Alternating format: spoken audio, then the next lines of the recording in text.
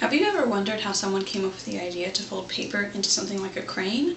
I know I have, so that's why today I'm going to talk to you about the history of origami. First, we're going to talk about the invention and spread of paper folding. Second, we're going to talk about traditional paper folding. Third, we're going to talk about origami of today.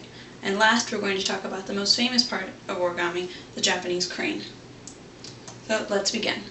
The invention and spread of origami began with the invention of paper and paper folding, which was done by a man named Kai Lun. This was around 105 AD. After the invention of paper and paper folding, it began to spread to other parts of Asia, including Japan. Now, this was primarily due to Buddhist monks who spread the idea. This was around the 6th century. Following the spread of origami throughout Asia came its spread throughout Europe.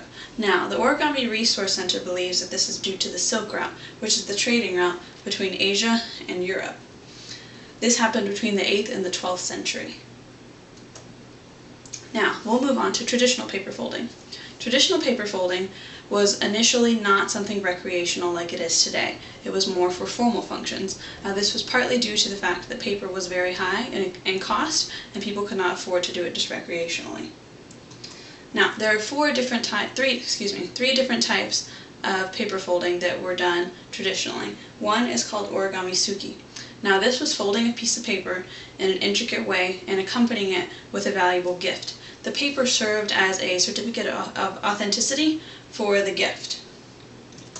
Second is called noshi. This is folding paper accompanying a gift as well. However, the paper serves as a token of good fortune to accompany the gift. It's not a certificate.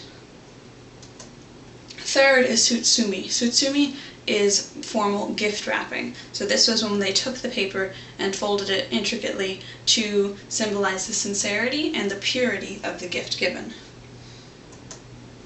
Alright, next we're going to talk about origami of today. Now, origami of today has transitioned from formal to more recreational. The word origami was not actually coined until about the 1890s. Origami is split up into two parts. Ori, meaning to fold, and kami, meaning paper. So together it means to fold paper.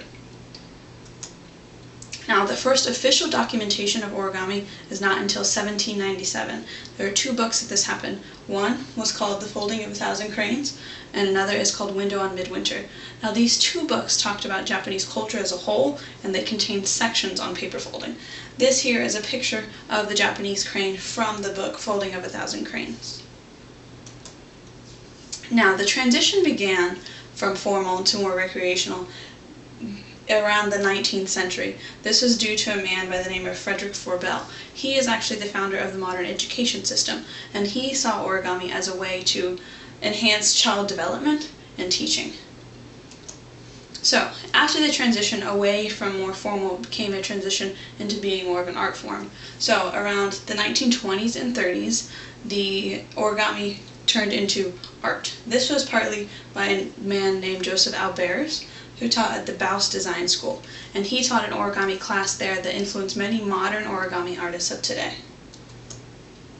Now, the final step in the transformation of origami from formal to more recreational was the creation of the origami symbols.